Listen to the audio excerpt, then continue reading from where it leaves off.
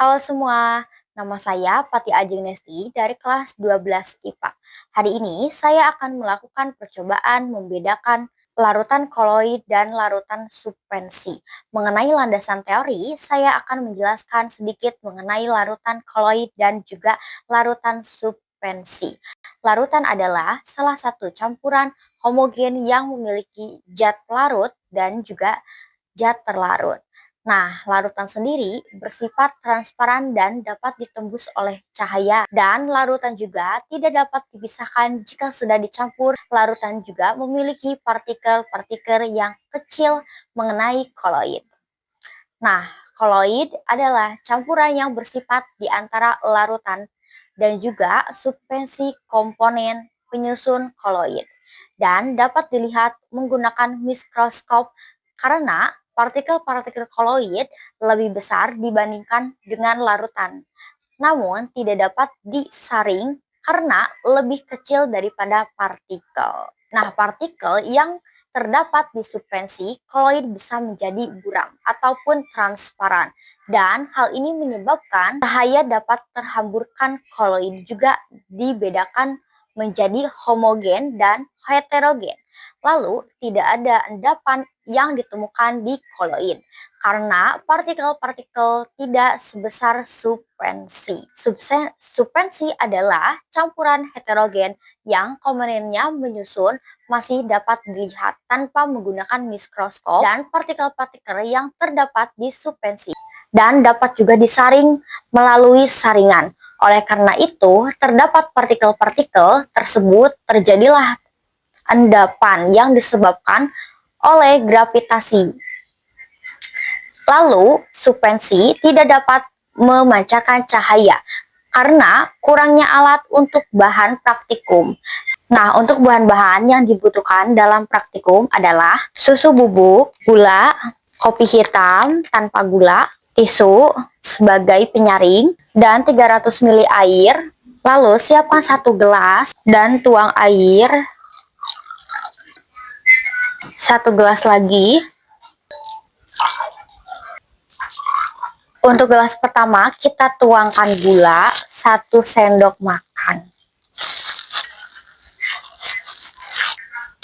Lalu aduk-aduk sampai merata, sampai tidak ada butiran-butiran pasirnya.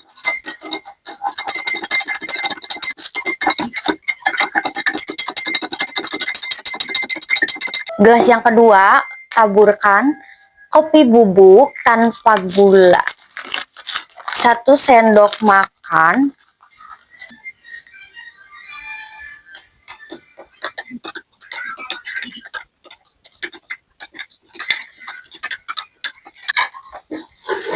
Untuk gelas yang ketiga, taburkan susu bubuk.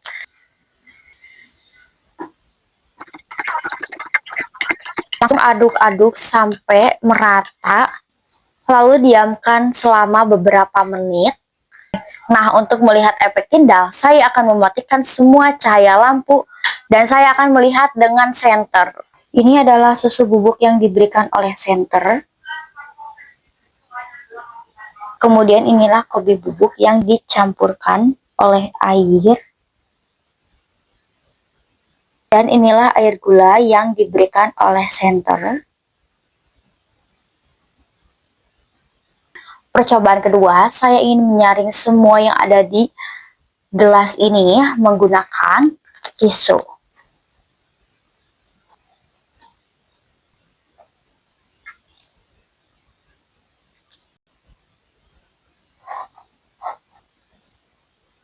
Kepunya.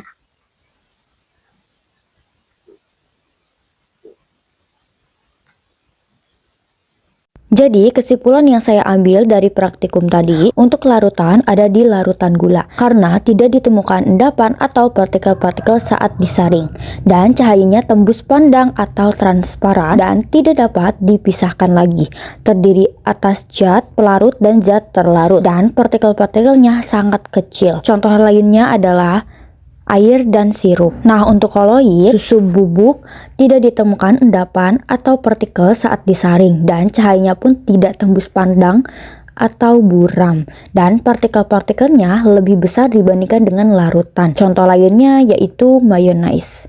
Dan untuk suspensi yaitu kopi bubuk. Ditemukannya endapan atau partikel saat disaring. Terdapat cahaya tetapi tidak terpancarnya. Contoh lain yaitu selain kopi bubuk, yaitu adalah minyak dan air. Dapat bersatu tetapi tidak larut satu dengan yang lainnya.